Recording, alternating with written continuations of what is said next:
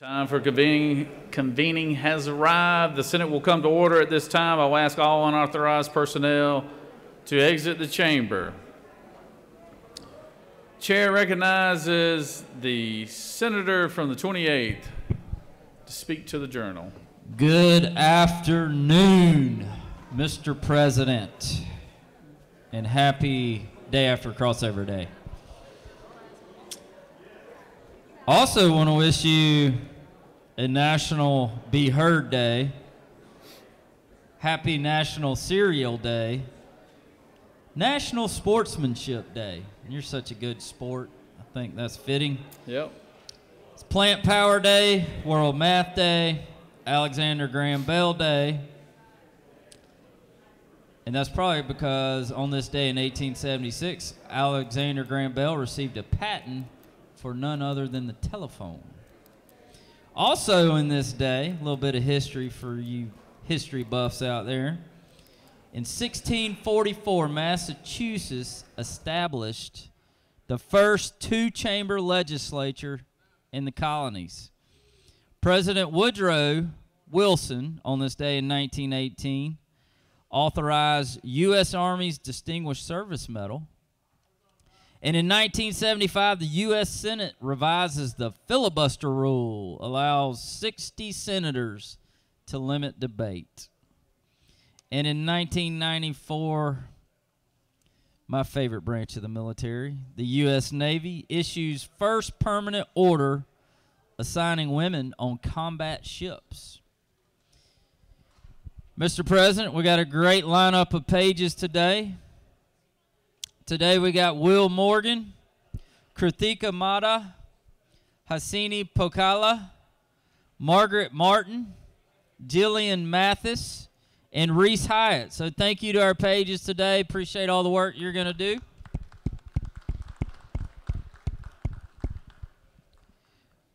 Mr. President, this journal's getting mighty thick, and we got out of here late last night, but I still managed to get through it and read it. And it is found to be correct. Good work, good work, good work, Senator. And once again, thank you for recognizing the pages. I know we had several that were hard at work last night. I'm glad we got a fresh group in today. So, is there objection to dispensing with the reading of the Journal? Chair hears none. The reading of the Journal is dispensed with. Is there objection to the confirmation of the Journal? Chair hears none. The Journal is confirmed. All senators who have bills and resolutions to introduce, please bring them to the Secretary's desk at this time. First reading references the Senate bills and resolutions. Senate Bill 287 by Senator Parent of the 42nd, a bill to be entitled an act relating to the Board of Education of the City of Decatur. Senate Bill 288 by Senator Parent of the 42nd, a bill to be entitled an act to provide a homestead exemption from City of Decatur independent. Senate Bill 289 by Senator Jones of the 10th and others, a bill to be entitled an act to provide a homestead exemption from City of Hampton ad valorem taxes for municipal purposes. Government. Senate Bill 290 by Senator Jones of the 10th and others, a bill to be entitled an act to provide a homestead exemption from City of Hampton ad valorem taxes. Senate Resolution 255 by Senator Hartman of the 16th and others, a resolution honoring the life and memory of Mr. Lamar Eugene Jean Evans and dedicating an intersection. That completes the order, Mr. President. First reading of House bills and resolutions. House Bill 30 by Representative Carson of the 46th and others, a bill to be entitled an act relating to general provisions relative to state government so as to provide Judiciary. House Bill 82 by Representative Jackson of the 128th and others, a bill to be entitled an act relating to imposition rate computation.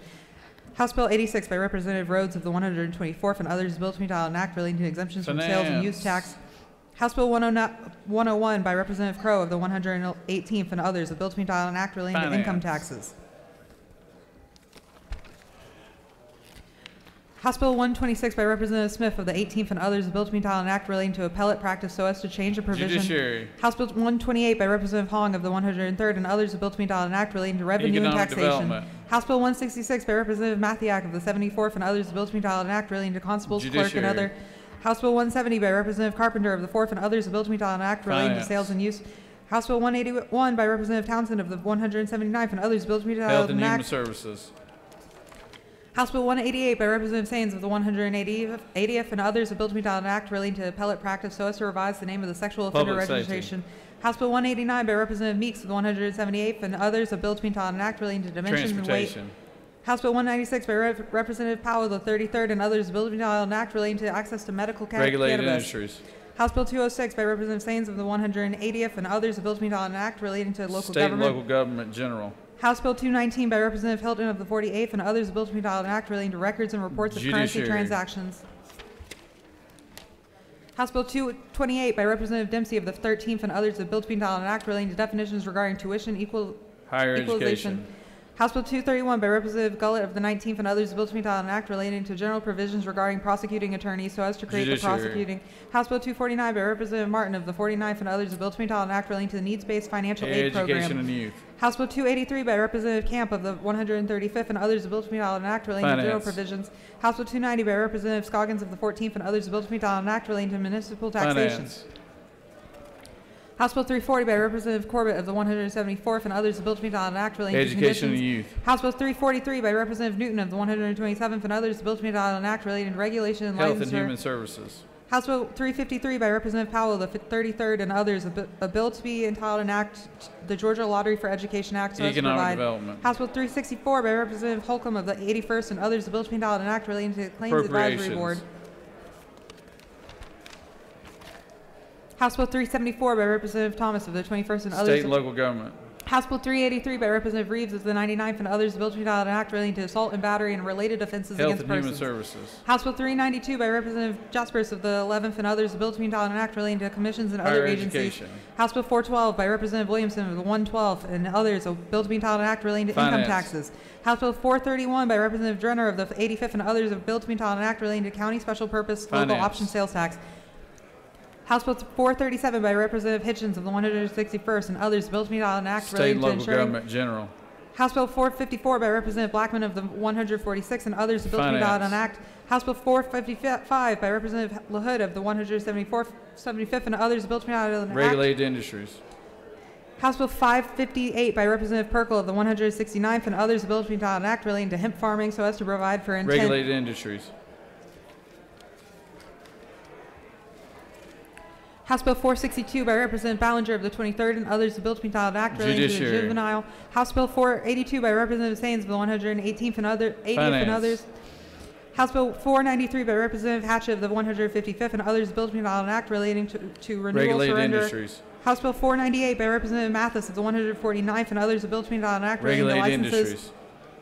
House Bill 504 by Representative Hatchett of the 155th and others, a bill to be entitled an act relating to local Finance. 5 mil share. House Bill 514 by Representative Washburn of the 144th and others, a bill to be entitled an act relating to zoning Economic procedures. development. House Bill 524 by Representative Ridley of the 22nd and others, a bill to be entitled an act relating to motor vehicles and traffic so as to provide for the issuance of a Class C driver's license to operators of certain three-wheeled. Transportation. House Bill 528 by Representative Gaines of the 120th and others, a bill to be entitled an act relating to deceptive or unfair trade Agricultural and practices. consumer affairs. House Bill 531 by Representative Barrett of the 24th and others, a bill to be entitled an act relating to local government so as to provide for local Banking. government.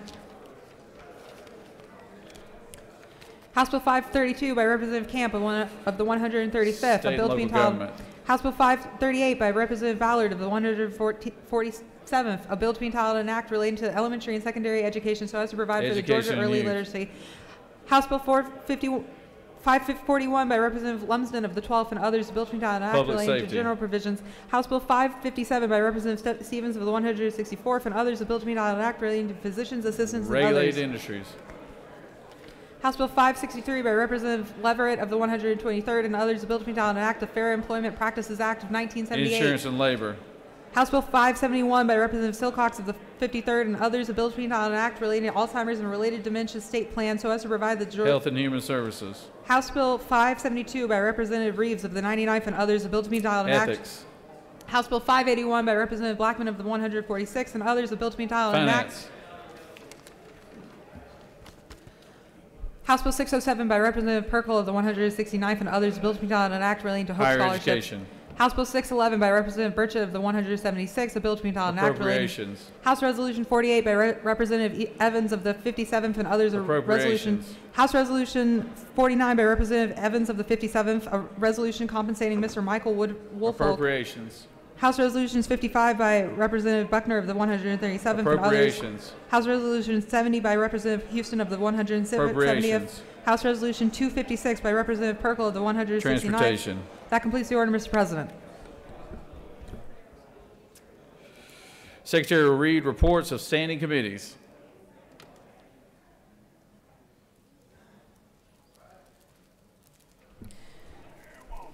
Mr. President, the Senate Committee on State Institutions and Property has had under consideration the following legislation and has instructed me to report the same back to the Senate with the following recommendation. House Resolution 157 due pass by committee substitute. House Resolution 158 due pass by committee substitute. Respectfully submitted, Senator Harbinson of the 15th District Chairman. That completes the order, Mr. President.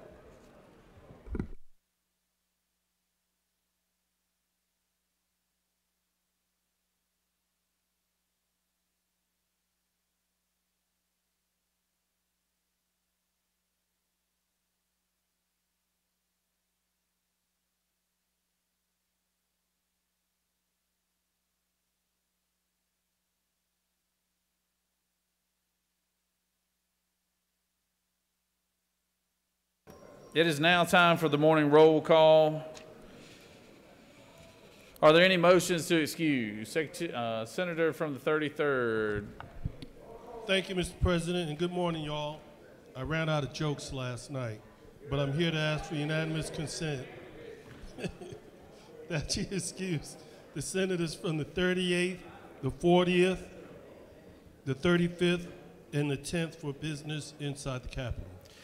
Without objection, senators from 38th, the 40th, the 35th, and the 10th will be excused. Thank you, Senator Mr. from the 28th.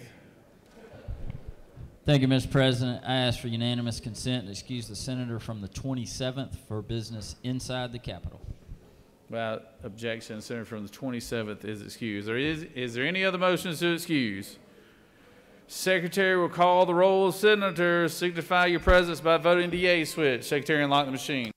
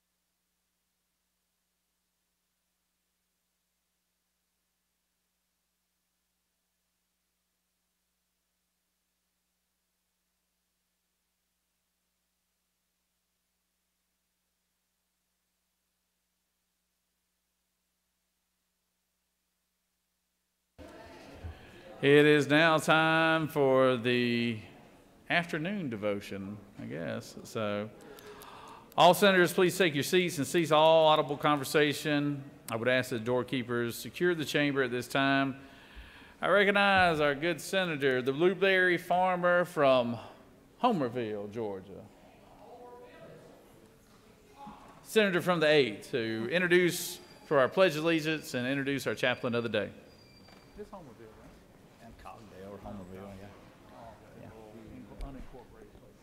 Please join me in saluting our flag. I pledge allegiance to the flag of the United States of America and to the republic for which it stands, one nation, under God, indivisible, with liberty and justice for all. And now to our state flag. I pledge allegiance to the Georgia flag, to the principles for which it stands, wisdom, justice, moderation, and courage. Well, good deal, y'all. I'm honored to have Pastor Todd Garner here today. You know, all roads lead back to South Georgia. Our rules chairman and I, we were born 4 months apart in Tiff General Hospital, and Pastor Garner was just telling us the rules chairman has an uncle that is a very prominent agribusinessman in South Georgia, and everybody knows him. And he's actually Pastor Garner has been to his home and prayed over him before, and so.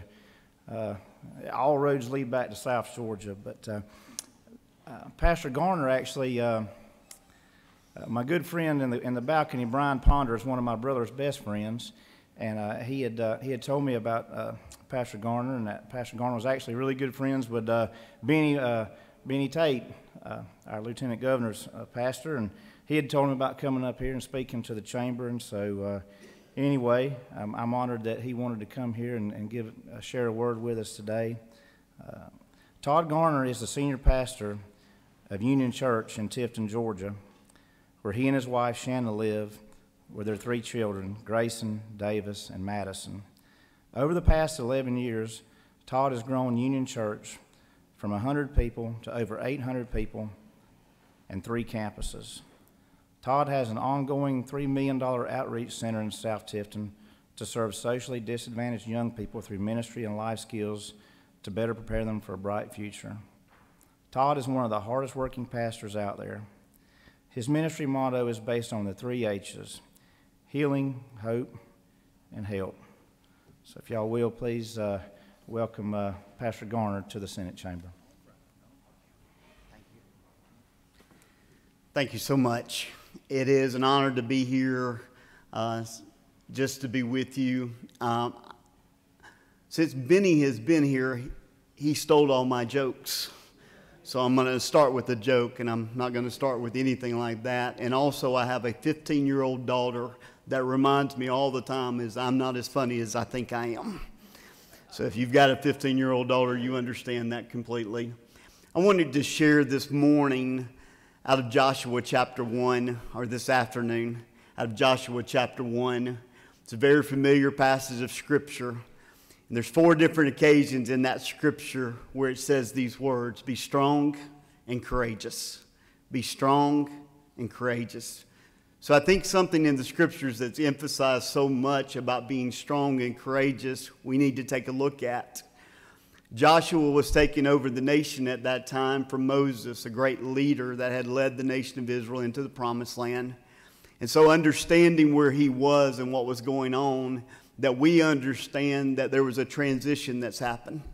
If you have lived and worked and done anything over the past years, there has been all kinds of transitions that's happened in all of our lives. We don't do things the way we used to do. We mentioned by one of my trustees is up in the gallery right now, and he talks about farming, how it's changed. There's farming changes, there's pastoral changes, there's society changes. But we know that the Word of God says that as I was with Moses, I will be with you too, Joshua. And let me just encourage you with that word today. As I was with the people that did these jobs in 2000, I'll be with you. I'll be with you in 2023, and no matter where you are. And then the strength that we need for these things. The strength is so important in our hearts and our lives, because without strength, the Scripture says, be not weary in well-doing, for in due season, if you faint not, you will reap a harvest. But see, there's something about that strength to carry on every single day. And the only way that we have the strength to carry on is to know why we're doing what we're doing. If we're doing it for any other reason to glorify God, we will lose strength in what we're doing. But when we glorify God in everything we do, we will not lose heart. And then the last thing is he talks about courage. Now, courage is one of those things. Is it okay for me to talk about football? Okay, I'm going to do that. Because courage is one of those things that we all need. My oldest son, played on the flag football team. And in this flag football team, we had a little boy that his mom wanted him to play football.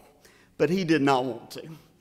But the more we got into it and the more he was part of a team, he was the only person on our little flag football team that never scored a touchdown. And we decided that last game that we were going to get him a touchdown. No matter what we had to do, we were going to get him a touchdown. So my son was the quarterback. He threw the ball to him. And I told you, he did not have an athletic bone in his body. And my son did the wrong thing. He threw the pass, and it hit him dead in the hands. And when it did, he batted the ball down. And he batted the ball down, and it hit him in the knee. And then it hit him in the knee, and then it came back and hit him in the face. And when it hit him in the face, he grabbed it to try to get it off of his face, but 1001, 1002, 1003, touchdown. He was right in the end zone, right where he needed to be. The courage to throw the ball to somebody that may not catch it and may not understand, but that's what we need today. In our world, in our society, to throw the ball. They may not catch it. They may not score a touchdown, but we need people that love God and are called according to his purpose to be able to throw the ball and say, we're going to give people a chance. We're going to love, we're going to help, and we're going to do everything in our power. So a lot of times your day is spent about them, but one moment I'm going to talk about you. It's one of my favorite scriptures in Matthew chapter 11. It says, come unto me, all you who are weary and are heavy laden, and I will give you rest. For so many of you today, I know you had a late night. There's a time that you look at your own life and say, but what about me? And it's okay to ask that question sometimes. But the question needs to be answered not in what we can do, but in what he can do. And so when you get tired, when you get weary, when you don't know what to do, you have an open invitation to go to Jesus Christ and say, Lord, here I am. And he said, come unto me, all you who are weary and heavy laden, and I will give you rest. And not a rest, just a vacation, but a rest for your soul that will change you forever. Let us pray. Heavenly Father, you are good, and this is the day that you have made. I will rejoice and be glad in it. Lord, I pray for this Senate. I pray for its leadership. I pray for every member, every page, every administrator, every person that has given their life to serve Georgia. And Lord, I pray that as they do, that you will give them strength for them, their family, for every part of their life. God, I pray that you bless our state. God, let us be salt and light in a city set upon a hill that cannot be hid. In Jesus' name, amen.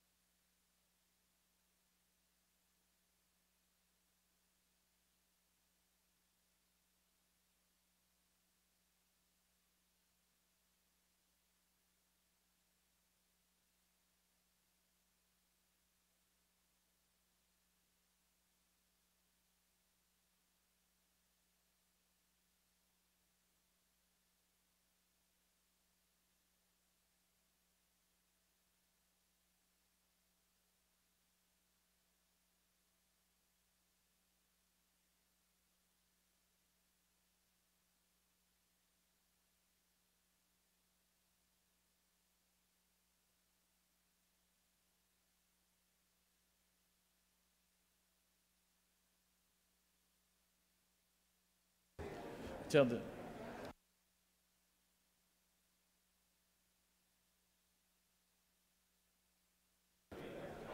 Come on up. We have several special guests here today, but you know, we always like to recognize our doctor of the day because we do appreciate all the physicians that we have that come down here and volunteer their time and come down and visit with us and try to take care of us. I recognize the senator from the 19th. Introduce our doctor of the day. Hey, buddy. Thank you. Ooh, there's a step there. Thank you, Governor. I want to introduce you to my friend, someone originally from Marietta, but for the past 14 years has been practicing family medicine in Vidalia, Dr. John Spence. He's been to our chamber before. He's been here as doctor of the day before, but I don't know that he's ever brought his wife. And I also want to introduce to you his wife, his better half, who's also his boss as the practice manager, Miss Ursula Spence. Ursula has an awesome story. She's a first-generation American. Her father escaped Romania in 1980 by swimming across the Danube. So if you do get sent to the doctor of the day today, make sure you get her to tell you that story. It's quite the feat. And Dr. Spence, thank you so much for being here. If you'd like to say a few words. Oh, pleasure. Thank you. No, I just want to thank y'all for your hard work. Y'all make it a very welcoming state for physicians to be able to take care of patients. A lot of places, especially these days, it's hard to do that. And I know that's not always easy. Thank you. Thank you. Thank you.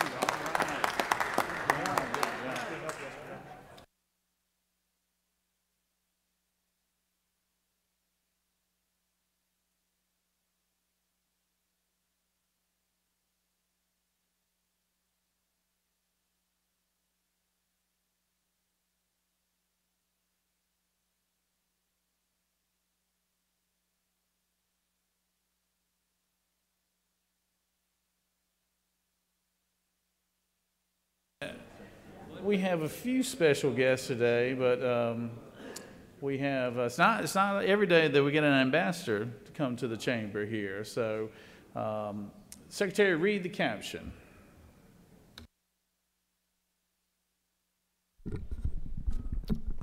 Senate Resolution 240 by Senator Kenny the 18th and others.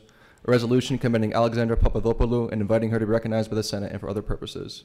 Whereas Alexandra Papadopoulou has long been recognized by the people of Greece for the vital role that she has played in leadership and her deep personal commitment to the welfare of her fellow citizens, and whereas she has diligently and conscientiously devoted innumerable hours of her time, talents, and energy towards the betterment of her country, as evidenced by her superlative service as ambassador, and whereas she is a person of magnanimous strengths with an unimpeachable reputation for integrity, intelligence, fairness, and kindness, and whereas Alexandra Papadopoulou has served with honor and distinction, and her vision and unyielding commitment to excellence have set the standard for public service, and whereas it is abundantly fitting and proper that the outstanding accomplishments of this remarkable and distinguished Georgian be appropriately recognized. Now therefore be it resolved by the Senate that the members of this body commend Alexandra Papadopoulou for efficient, effective, unselfish, and dedicated public service, and extend the most sincere best wishes for continued health and happiness. That concludes the order, Mr. President. Is there objection to the adoption of the resolution? Chair hears none, and the resolution is adopted. I recognize our pro tem to introduce our special guest today, Senator from the 18th.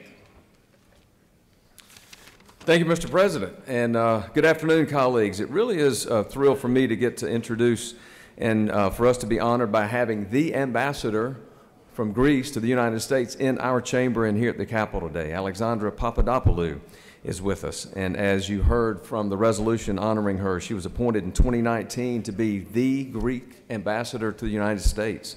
She was also the first female to serve as ambassador to the United States from her country. The ambassador earned her law degree from the University of Athens. Would Go Dogs be right? No, different Athens, I think. Ambassador Papadopoulou further earned her master's degree in international relations and law from the University of Pennsylvania. Prior to her work as ambassador, she served as head of the diplomatic cabinet of the Greek Prime Minister. She also had posts where she previously served in South America. Also on the floor with her today is Theodoros Demopoulos, and he is a consul general from Greece here in Atlanta, serving 4 states, and we're really honored to have them with us. And y'all give a warm welcome, and I'm going to ask the ambassador to please step forward and give us some remarks.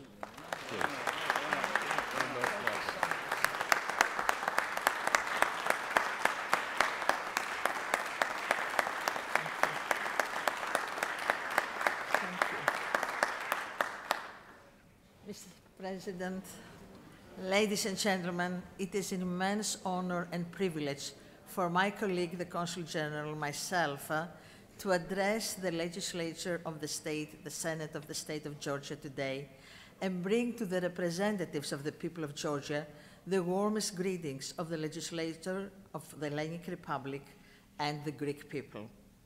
Greece and the United States share a long history of common fights in defense of the values and principles both our peoples hold dear and precious: democracy, rule of law, human rights, and the respect for the individual are the cornerstone on which both our countries were built. We both respect and adhere to them. We both work together for their safeguarding and promotion through our joint participation to the NATO alliance and also through our strong bilateral military and political partnership. Many Americans of Greek descent live in Georgia, a state who provided them with a fertile environment to live and prosper and eventually contribute back to the well-being of this great state. These Greek Americans who live in Georgia, Americans of Greek descent, form this unique, unbreakable bond between your state and my country. And for all that, all of you offer to them and you offer to my country, all of us in Greece are extremely grateful. Thank you.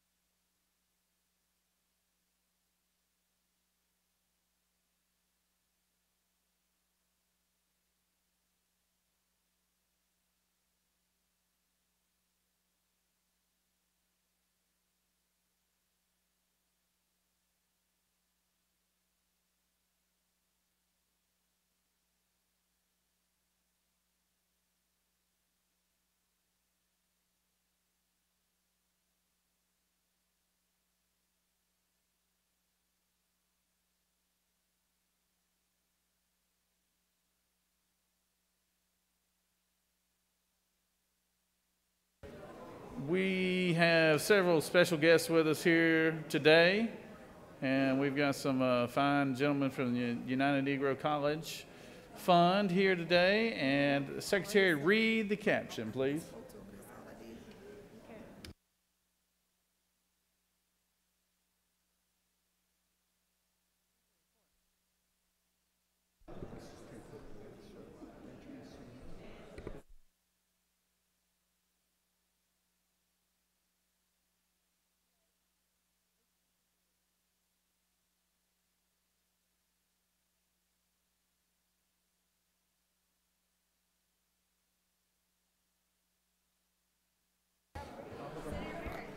Greater Atlanta HBCU is who we have here today. My apologies.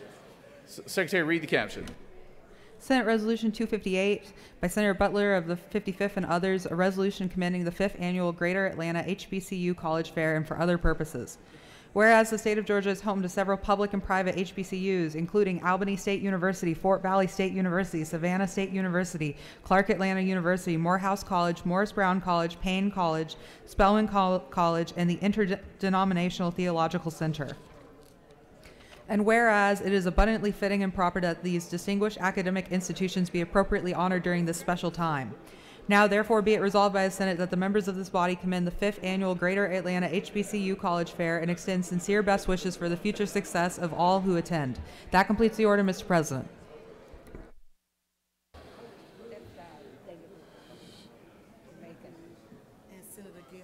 Is there objection to the adoption of the resolution? Chair hears none. The resolution is adopted. I recognize our minority leader from the 55th to introduce our special guest here today.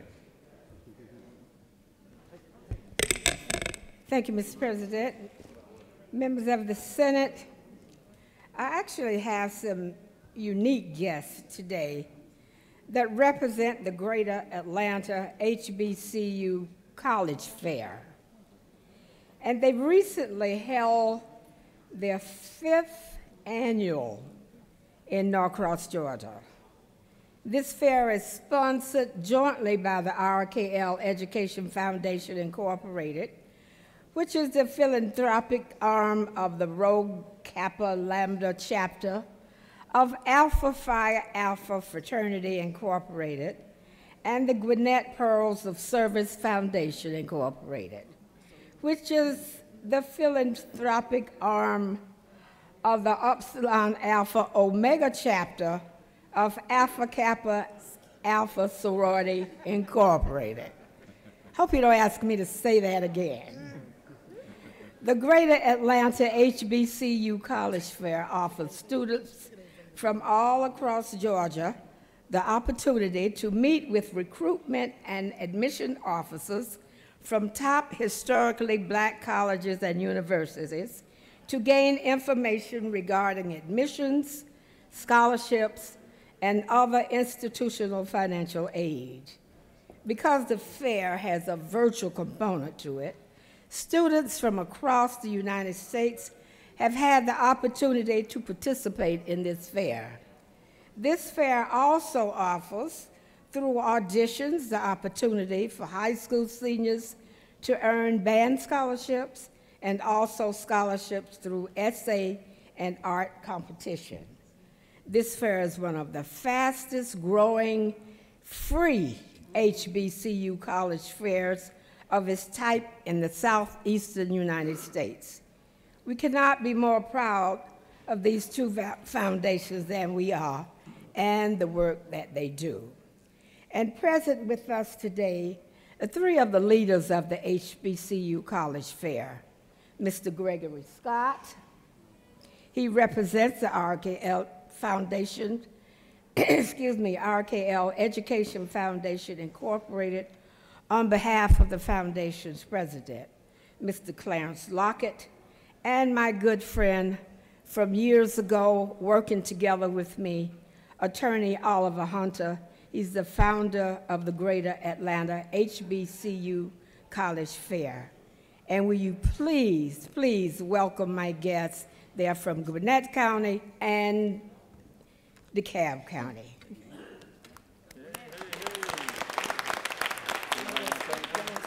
And if Attorney Oliver would come up and bring us up to date on the latest college fair and receive the resolution. Thank you, Senator Butler. It is a huge honor to be here today to share with you the success of our college fair. This is our 5th year, and it continues to grow each year. As the Senator mentioned, we have had the opportunity, in part because of COVID, to expand our fair virtually, and we now reach students from across the nation. We have been blessed with our band competitions. We've been blessed with our art and essay competitions to offer scholarships to seniors throughout the state of Georgia. We work, and I say we, I mean the ladies at the Gwinnett Purser Service, along with my chapter, the men of Alpha Phi Fraternity, to bring this fair to our community. It represents our passion and our commitment to HBCUs, and we make those who are unaware of the tremendous opportunities that still exist with HBCUs. We praise our past, but we know our future lies in what we do today. And I couldn't be more proud to represent, on behalf of all the HBCUs, especially locally, our commitment to bring further, deeper, and more services to our communities. They all provide economic drivers to our communities, and frankly, we are happy to be a part of that success.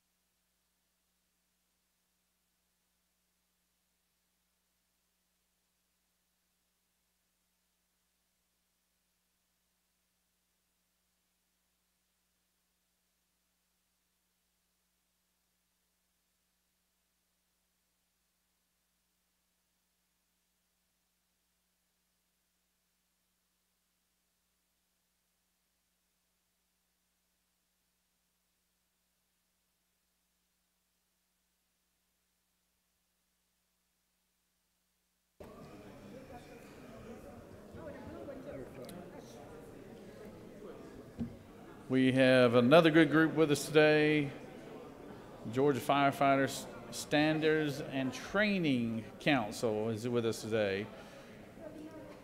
Senate Resolution 108. Secretary, read the caption, please.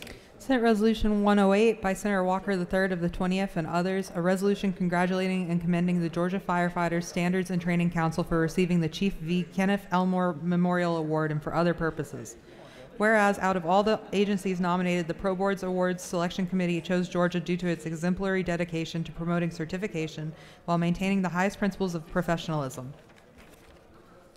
Whereas, it is abundantly fitting and proper that the outstanding accomplishments of this extraordinary council be appropriately recognized. Now, therefore, be it resolved by the Senate that the members of this body congratulate the Georgia Firefighters Standards and Training Council for receiving the Chief V. Kenneth Elmore Memorial Award and extend best wishes for its continued growth, development, and success. That completes the order, Mr. President. Is there objection to the adoption of the resolution? Chair hears none, and the resolution is adopted. Sorry about that. That was hard. That was loud, wasn't it? I recognize Senator from Perry, Georgia, from the 20th, to introduce our special guest.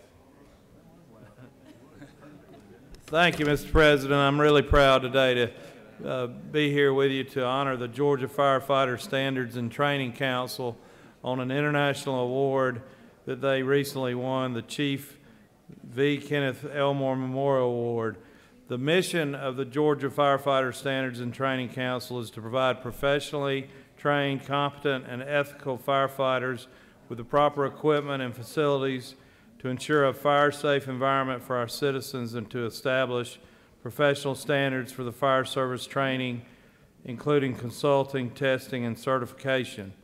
The award they won is presented to an organization that has successfully promoted professionalism for the fire and emergency service personnel by providing certification opportunities for its constituency.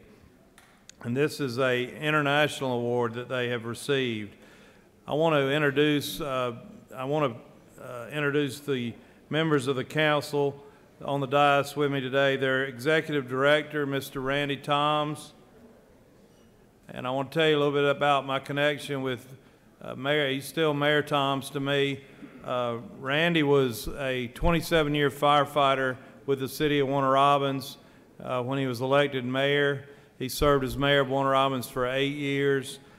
He is an author, preacher, outstanding leader, and a good friend. Along with him is David Trussell, the Compliance and Evaluation Manager for the Southwest region. David, raise your hand. Wayne Feller, Compliance and Evaluation Manager, Southeast region. Raise your hand.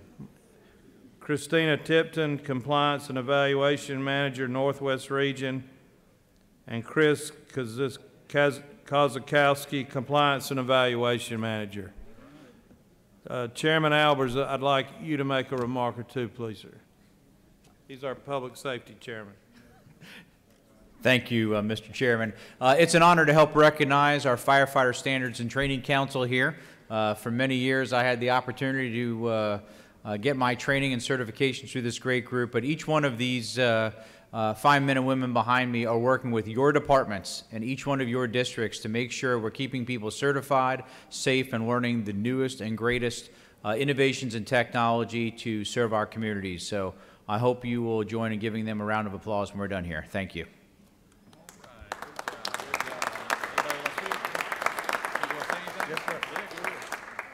So I'm Randy Toms, and I'm the Executive Director of Georgia Firefighter Standards and Training. And I just want to say thank you, Lieutenant Governor. Thank you, Senator Walker, Senator Albers, Senator Kennedy. This is quite an honor.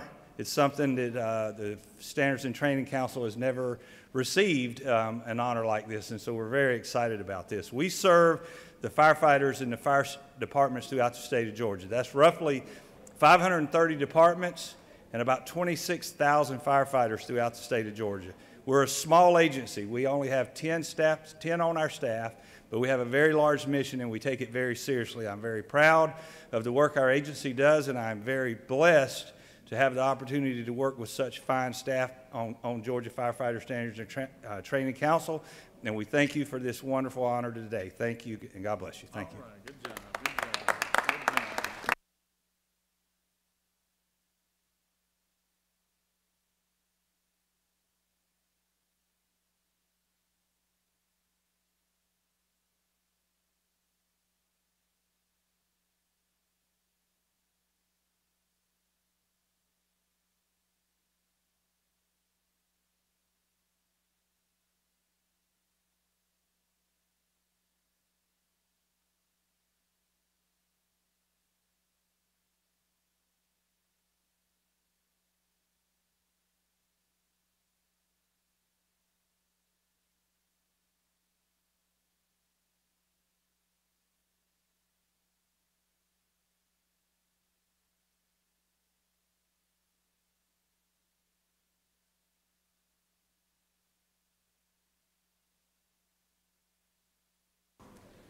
We have a very special guest with us here today, a former colleague of ours, a former senator from the 8th District. Mr. Ellis Black is with us today. Let's give Ellis a round of applause.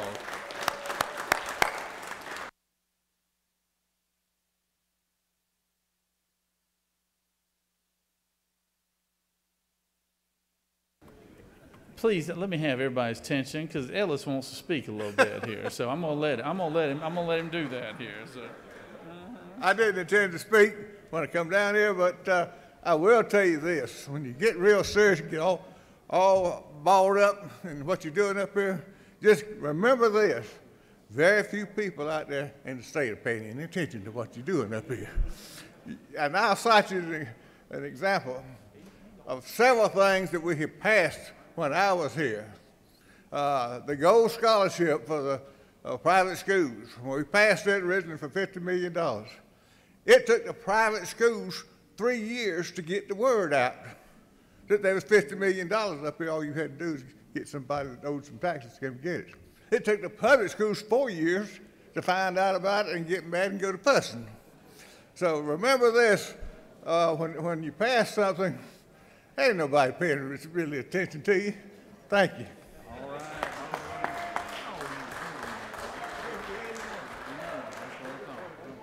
Yeah, we're going to get one. Let me turn the mic off. You know, when a senator comes to me and wants to speak, and I'm telling you, if y'all hadn't seen his boots now, you got to come see these boots. He looks, Ric Flair wouldn't have anything on him right here, man. He's styling, profiling with those things now.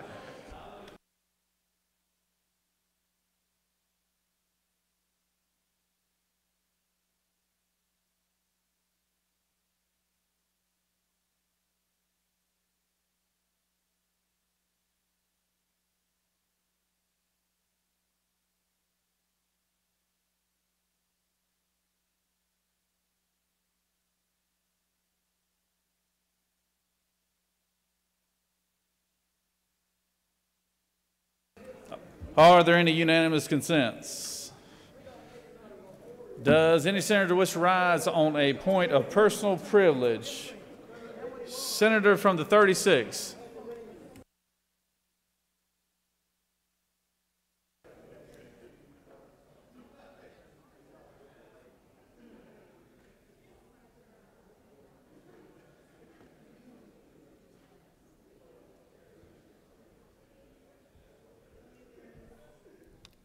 Thank you, Mr. President. Colleagues, I rise to lift up the name of an incredible person. I'm going to share some information. This is March. This is the month that's been designated Women's History Month. And I chose as the woman whose name I wish to lift up and whose life's work has changed America and the world. And I think when you understand her history, you'll see why I can use those, that vaunted claim. We lost in the past week Judy Heumann. And Judy is a woman who spent virtually her entire life attacking a political establishment that was indifferent to the rights of disabled people. And she won one fight after another and actually became a part of an administration to continue advocating for people with disabilities. She died this past Saturday. Ms. Heumann was born to immigrants fleeing the threat of Hitler in Germany and in Europe.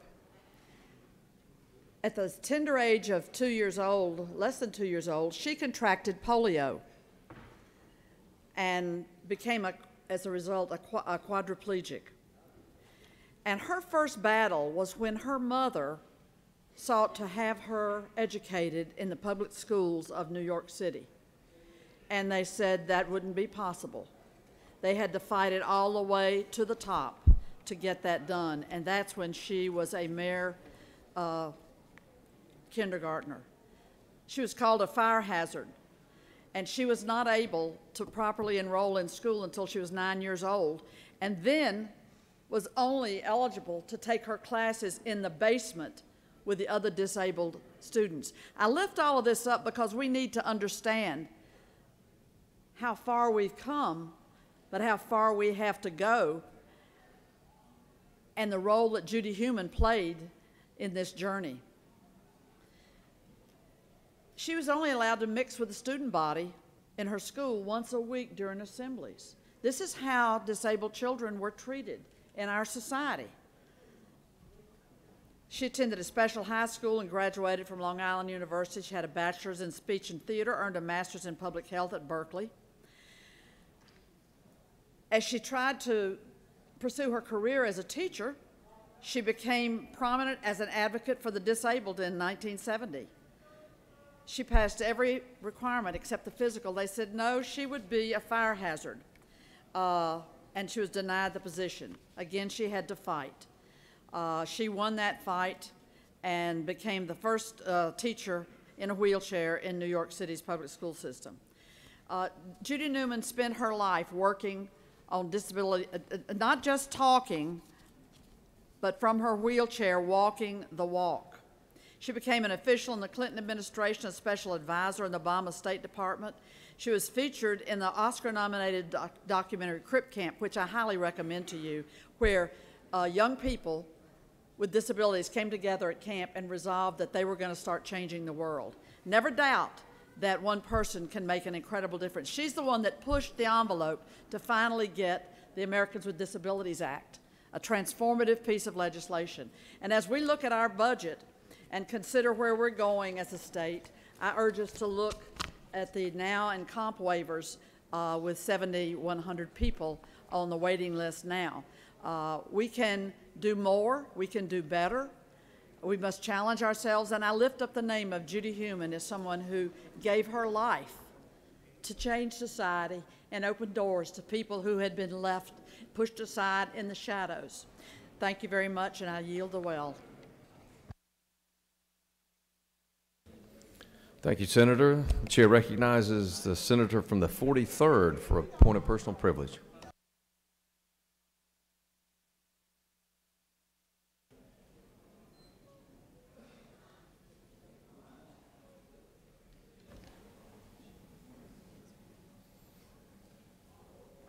All right, we may come back to the senator from the 43rd, the senator from the 28th. Senator from the 28th, do you wish to come to the well? You're recognized.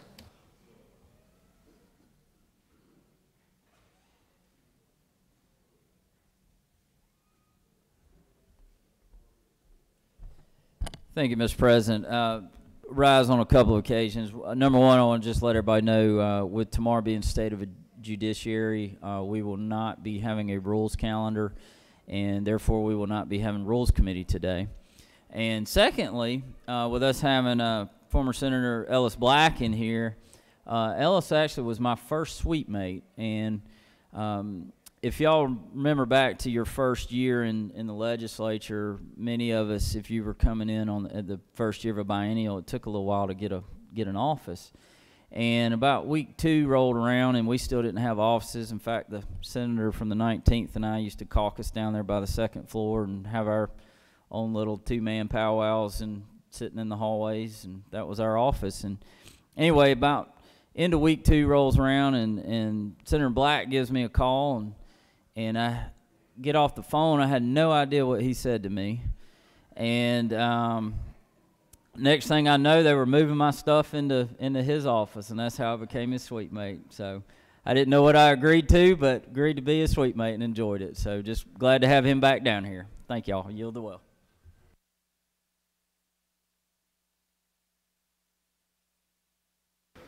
Thank you, Senator. The chair recognizes the senator from the 37th. 37th? No? All right. The chair recognizes the senator from the 43rd for a point of personal privilege.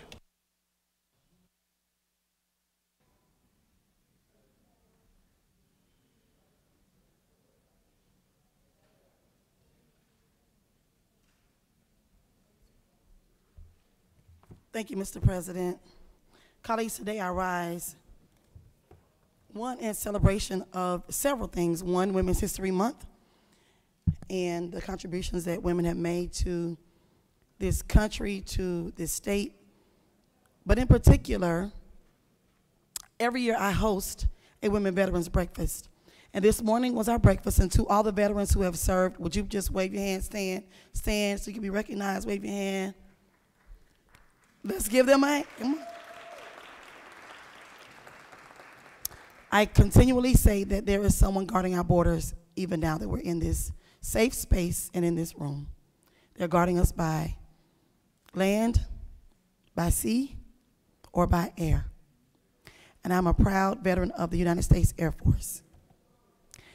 Today, as I hosted my breakfast this morning, it was such a phenomenal event to see so many women veterans. But I want to recognize one young lady in particular. And this resolution is a Georgia Senate resolution recognizing and commending Master Sergeant Retired India Arnez Ferris. Whereas our nation's security continues to rely on patriotic men and women who put their personal lives on hold in order to place themselves in harm's way to protect the freedoms that all United States citizens cherish, Master Sergeant Retired India Ferris valiantly and courageously served as a guardian of the nation's freedom and liberty with the United States Army, culminating in her final position as the 38B Course Manager at Fort Bragg, North Carolina. Throughout her career, Master Sergeant Retired India Arnez Ferris has demonstrated a deep personal commitment to protecting democracy and being willing to sacrifice her own personal safety and comfort to ensure the well-being of others. She has served in the Army, receiving Commendation Ribbon, Army Achievement Ribbon, Army Reserve Component Achievement Ribbon, Army Armed Forces Reserve Ribbon with a medallion device, the Army NCO Professional Development Ribbon, the Army Service Ribbon, and the Overseas Ribbon. This young lady continues to serve and present herself professionally. And for those of us who know her, India Ferris is our woman veteran in the fiscal office who takes care of every senator in a seat. So with that, I would like to congratulate you, India, on your retirement, and thank you for your service.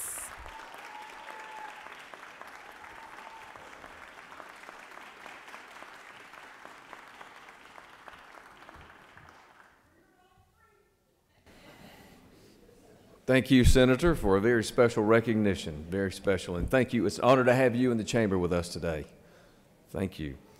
The chair recognizes the senator from the 33rd for a point of personal privilege.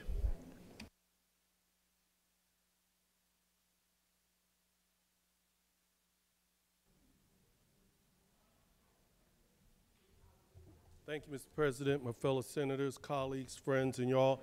I just wanted to take out time to recognize Senator Black.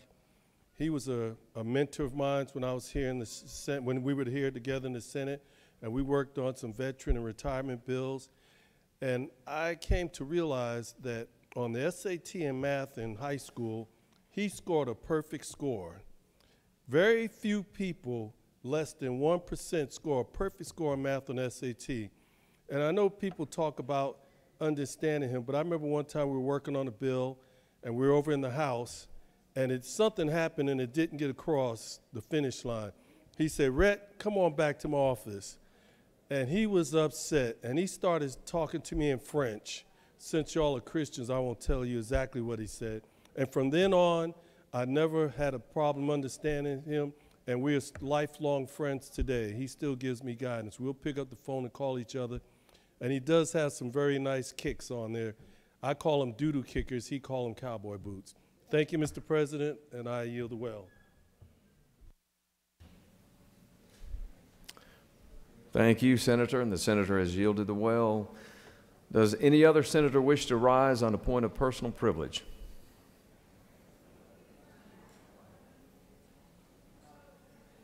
Chair hears none. You have before you a consent calendar of privileged resolutions. Does any senator wish to remove a resolution from the consent calendar? Is there objection to the adoption of the resolutions on the consent calendar? The chair hears none, and the resolutions on the consent calendar are adopted. Are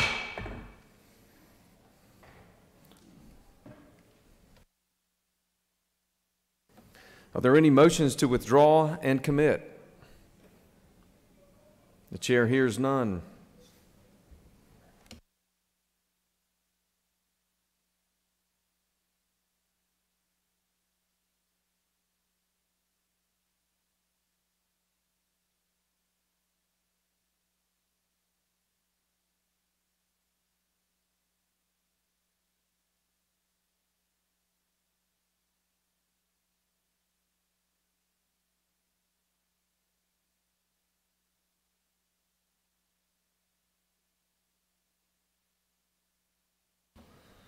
The Senate will stand at ease for a moment.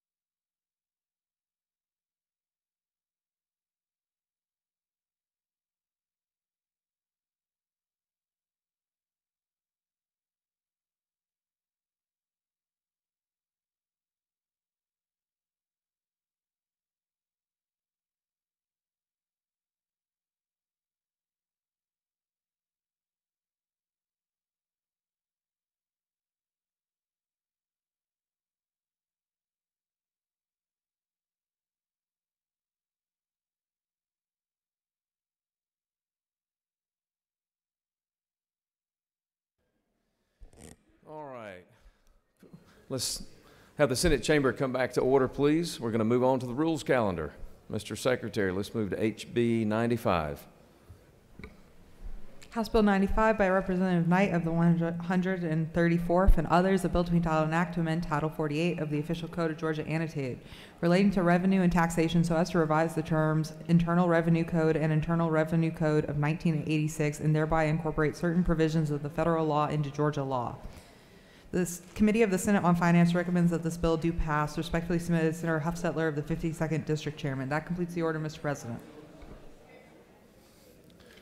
Thank you, Madam Secretary. The chair recognizes the senator from the 4th to present the bill.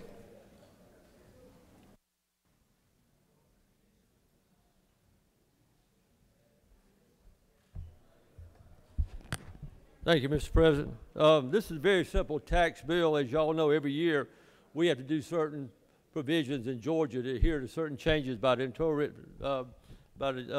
Revenue Service, and this is one of those. So House Bill 95 is adherence to the change in the 1986 Internal Revenue Code for provisions for 2 tax bills that was passed last year and signed by President Biden. One was Inflation Reduction Act on August 16th, 22nd, and Consolidated Appropriations Act signed by President Biden on December 29th, 22nd. These bills are revenue neutral. Mr. President, I will yield a well and ask to vote green. Thank you. Thank you, Senator. You have no questions. Does any other senator wish to speak for or against the measure? The chair hears none. Is there objection to the previous question being ordered? The chair hears none, and the previous question is ordered. Is there objection to agreeing to the report of the committee, which is favorable to the passage of the bill? The chair hears none. The report of the committee is agreed to. Is there objection to the main question being ordered?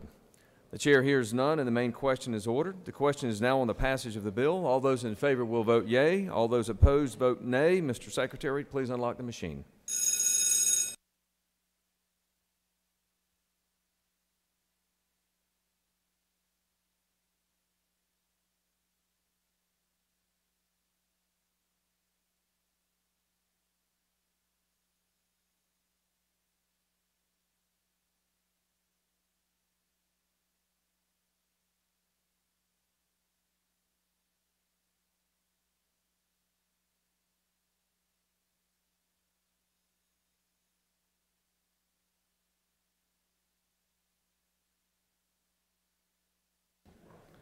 Chair recognizes the senator from the 48th. For what purpose do you rise?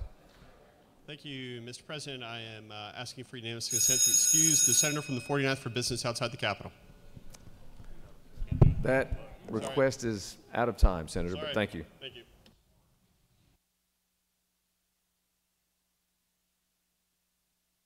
On the passage of the bill, the yeas are 48, the nays are 0, and this bill, having received the requisite constitutional majority, is therefore passed.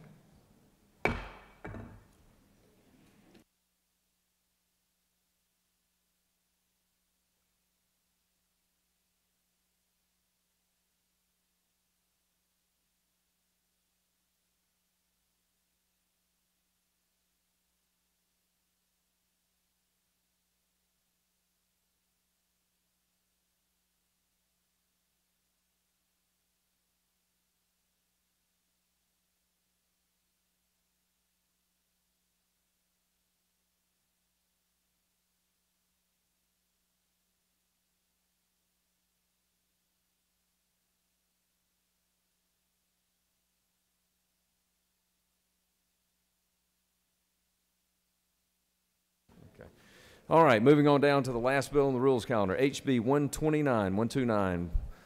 Madam Secretary, please read the caption.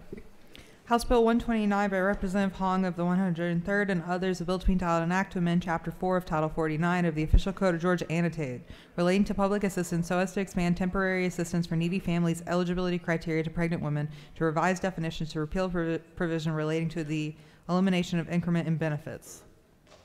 The Committee of the Senate on Children and Families recommends that this bill do pass. Respectfully submitted, Senator Kirkpatrick of the 32nd District Chairman. Senator Moore of the 53rd offers the following amendment, Amendment 1, to amend House Bill 129 by removing Section 7. That completes the order, Mr. President.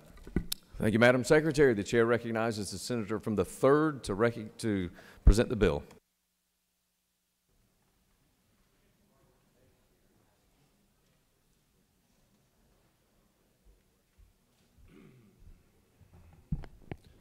Thank you, Mr. President. Colleagues, I come before you today to present House Bill 129. This is a governor's bill that would extend eligibility for the Temporary Assistance for Needy Families program to pregnant women. The TANF program is a federal block grant which exists to help low-income families with dependent children by providing cash assistance on a temporary basis, with the primary focus of helping to move families to economic independence through stable employment. The average TANF household size in Georgia consists of 3 individuals with an average monthly benefit of $280. There are 5,343 households currently on TANF. This cash assistance, coupled with work requirements that are meant to push enrollees towards a stable income. Federal law requires that a certain percentage of TANF enrollees satisfies these work requirements for a state to remain eligible for block grant funding. Under current federal standards, the TANF program is available to families with a child 18 years of age or younger, heads of household who are 18 years or younger, and pregnant women. Georgia's current standards are more restrictive than the federal government's, denying this assistance to pregnant women who are among the state's neediest. Expanding eligibility to pregnant women would continue to build on the steps Georgia's taken to improve maternal health for low-income populations, such as extending Medicaid postpartum coverage to 12 months. Members of the Senate, I hope you'll join me in supporting this important legislation. Mr. President, I yield for questions. Senator, you have no questions. Thank you. I urge proper consideration of this bill, and I urge you to vote against the amendment, which I do not see as friendly. Thank you. Chair recognizes the senator from the 53rd to speak to his amendment.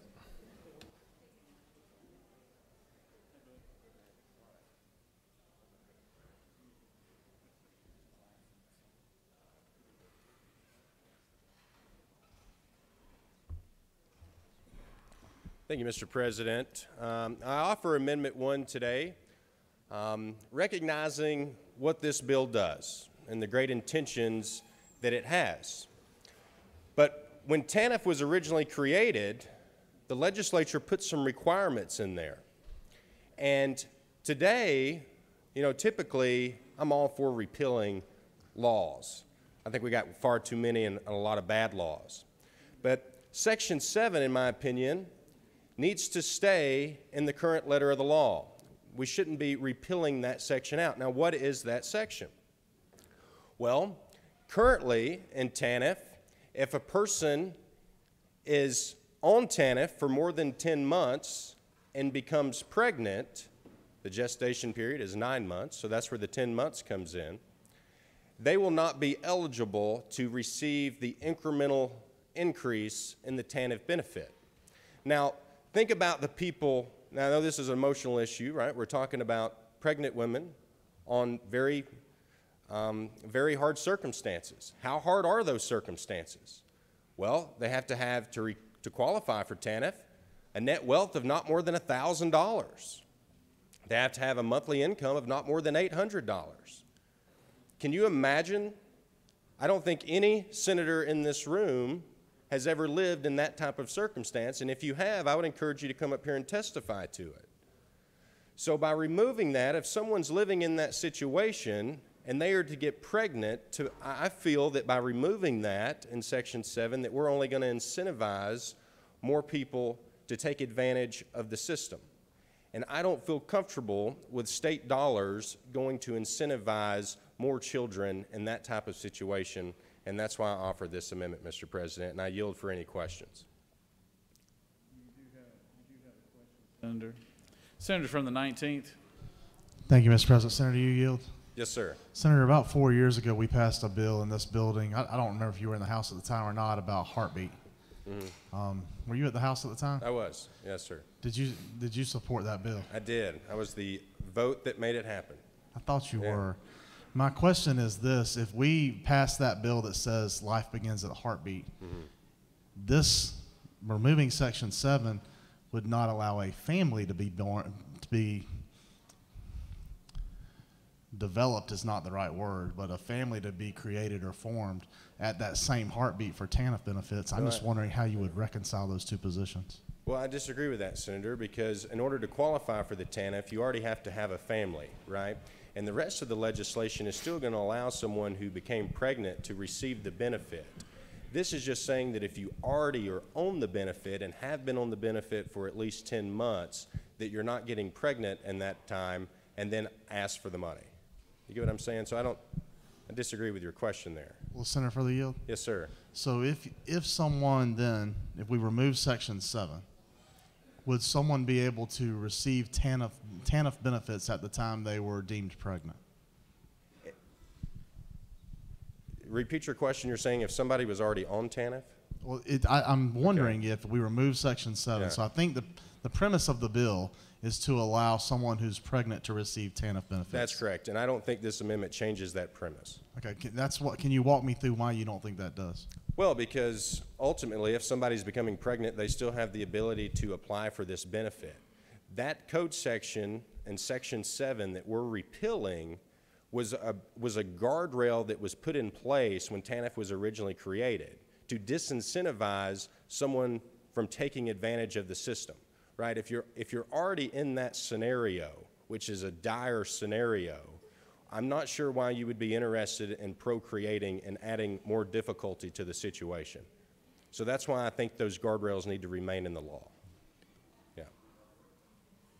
Mr. President, I'd yield for any questions, and if there are none. You do have a couple questions. All right. Senator from the 30th, you wish to rise? Thank you, Mr. President. Senator, will you yield? Sure. Because I'm not following that logic trail at all. You find somebody, as you referred to it, in a dire situation. That's right. And then you're assuming that they've made themselves a baby factory to earn a minimum amount of money per month is how you've kind of come across there. Okay, well, yeah. So let me finish my question. Okay. So in that dire situation, yeah, your solution is to take the money from them in that dire situation? No, sir. Is that to teach them a lesson? No, I think you're misconstruing my point in this amendment. If you're in a dire situation, you have $1,000 as your net wealth, okay, and the total benefit is $200, you're now increasing your net wealth by 20% in this TANF benefit. So if you're living in that situation, don't you think that would be an incentive if you could increase your net wealth by 20% on the government take? So, Senator, just one last question. How much money do I have to make before it's acceptable for me to have a baby? I think every member and every citizen has a right to have a baby whenever they want. But for government money to be subsidizing this in this type of situation, I don't think is the proper role of government, and that's why I offer the amendment. You're welcome to vote against it. Senator from the 36, you rise for a question. Thank you, Mr. President. Does the senator yield? Yes, ma'am. So you, am I understanding correctly, you actually believe that women get pregnant for the sole purpose of increasing their income, and that's why you've got to strike this? That's why you've got to keep this Section 7 in there? No, ma'am. That's not at all what I believe. I think if I'm not stepping over a line, I think that is the implication of your explanation of why we should deny an increase in benefits when someone has another child. Well, Senator, I believe when this was originally debated in a legislature, this legislature at some point agreed on these being parameters. And I'm assuming that was probably in a much more conservative legislature than what we have today. Is there such a thing? I would say so. Well, I was here when this pen was put to paper on this, and I would, isn't it true, disagree with you. But you do understand that the implication of, well, not the implication, the impact of what you're doing is that second child that a woman would have. She's already in a TANF eligible situation, but that there would be no increase in benefits, although she has an additional child to clothe, to feed, to educate, to rear for 18 years or more, and yet no increase in the benefit level. Good luck, lady. Do that on the little tiny little benefit that you already were getting. That's the message that you're sending? No, ma'am, I don't think that's the message I'm sending. What is the purpose, right? Temporary, that's the first letter of the acronym, right? Temporary. This type of assistance should be temporary, right? It should be a leg up to move forward in society. But if we remove this guardrail, that's not giving incentive to move up, right? I'm not following, isn't it true? And additionally, are you aware of the statistic that 1/2 of the pregnancies are unintended pregnancies that occur with females? I'm not aware of that statistic. Yeah, that stat, you can Google it. I wonder if you put that stat, Senator, with those who are receiving this benefit, do you think 1% of those are unplanned if the stat runs true? I'm sorry, I don't follow you. But I said 50% of pregnancies are unintended. Okay. Unintended pregnancy. Yeah, if the senator so speaks. But you're going to take a punitive measure. Well, if you define it, Senator, as a punitive penalize that woman measure, is it not because she has a pregnancy? That's what I'm understanding you to say is a desirable. If you're defining it as a punitive, then would the contrary not be an incentive to have the pregnancy?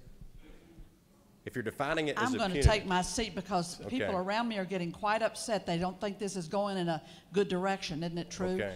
Although I believe you ought to be, accountable for a proposal like this. That's why I'm asking you these questions. Senator in the well, you don't ask questions. You just answer the questions the senator in the chamber asks you. My apologies, Mr. President. I'm happy for any more questions, or I'll yield the well. Thank you. All right, I'll yield the well. Senator is yielded. I recognize the senator from the 19th to speak to the bill.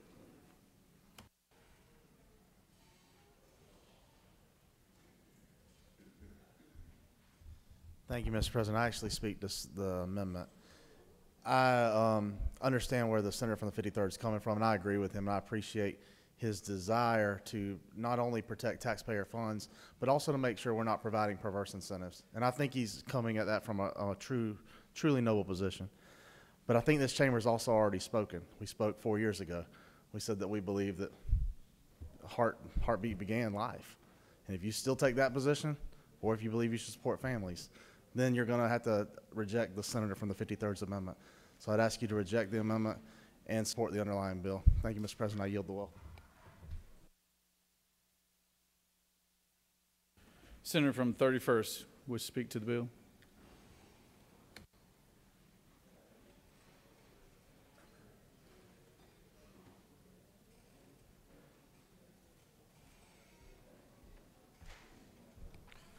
Thank you, Mr. President. I'm going to be very quick, and and no disrespect to my colleague and friend from Northwest Georgia, but I think what we're debating here is something very simple, and quite honestly, we should not disrespect. TANF is made to help working individuals through all circumstances of life. And if we have a family individual, single mom who's pregnant, or anything of such a nature, and this individual is trying to make a better self for their life, earn a wage, and be successful to take care of that newborn, which in my party, at least for me, I am pro-life. But to take away any supports, I think that that individual is working very hard at a very low rate of income coming in the door, at least where I come from, is morally wrong. So I think the opportunity here is not just vote down this amendment, but I also believe that as leaders, we have a due diligence and need to stand for, and I get where he's coming from, but philosophically, I don't think that's the right thing to do. I don't know that it's even conservative, but I also believe, too, that individuals who want to be successful, no matter their state of life, of where they're at, that we do everything we can to make sure that they have that opportunity. We don't write federal laws in this building, and if we want to change federal laws, I suggest we contact our congresswoman or our U.S. senators or the President of the United States. But I think for somebody who wants to work under all circumstances of life to make sure a newborn has success, then that is what we should do. Mr. President, I yield the will.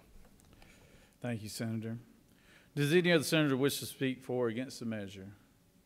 Chair hears none. Is there objection to the previous question being ordered? Chair hears none, and the previous question is ordered. Close the debate. You want to close debate, Senator? You want to close debate? You'll waive? Okay. The question is on adoption of Amendment 1. Adoption of Amendment 1, authored by the senator from the 53rd. Is there objection to the amendment? Objection to the amendment. All those in favor of the amendment signify by voting yes. All opposed, no. Secretary, unlock the machine.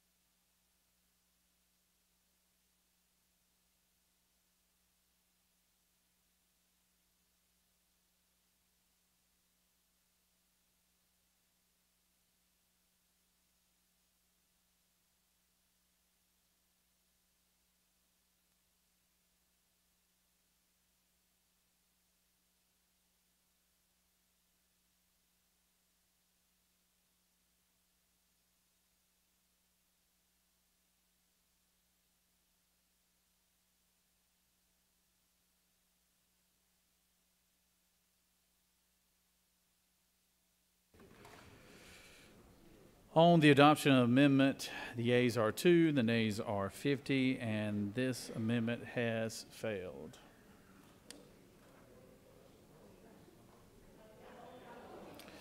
Is there objection to agreeing to the report of the committee which is favorable to the passage of the bill? Chair hears none. The report of the committee is agreed to. Is there objection to the main question being ordered? Chair hears none. The main question is ordered. Question is on the passage of the bill. All those in favor will vote yea. Opposed, nay. Secretary, unlock the machine.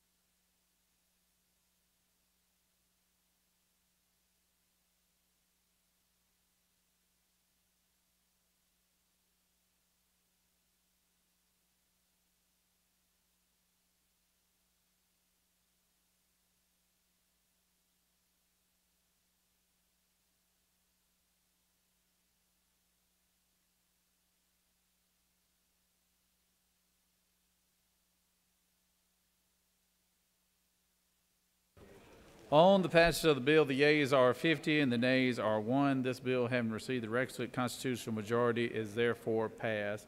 We've got one of our fine pages here. We're going to let her gavel this thing as a passed bill. Jillian from Marietta, Georgia?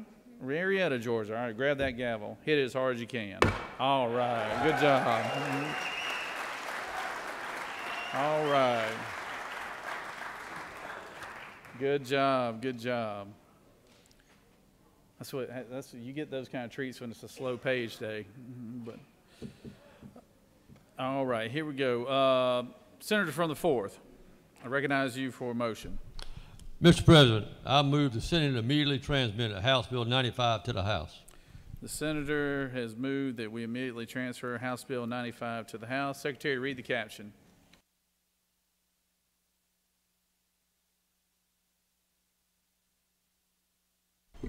House Bill 95 by Representative Knight of the 134th and others, a bill to be entitled an act to amend Title 48 of the Official Code of Georgia annotated relating to revenue and taxation so as to revise the terms Internal Revenue Code and Internal Revenue Code of 1986 and thereby incorporate certain provisions of the federal law into Georgia law. That completes the order, Mr. President.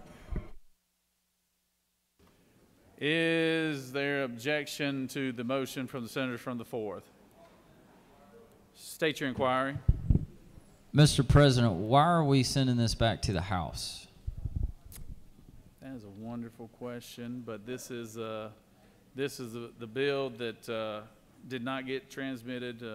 It got transmitted here, and now we're sending it back to them. So it's a House bill, so we got to let them take care of it. And they're going to send it to the governor's office from there. I greatly appreciate your question, though, Senator. Is there objection to the motion? Without objection, the motion is granted.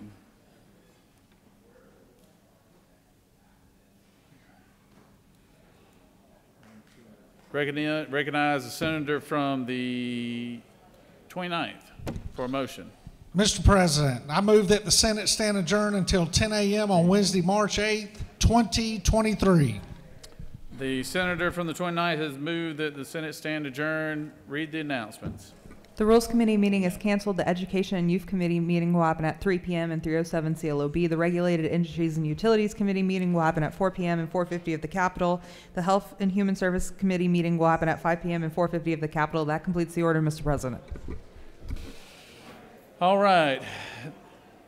The whip, the majority whip has moved that Senate stand adjourned until 10 a.m. Wednesday, March 8th. All those in favor of the motion signify by saying aye. All those opposed, no. The ayes clearly have it. We're adjourned. Oh.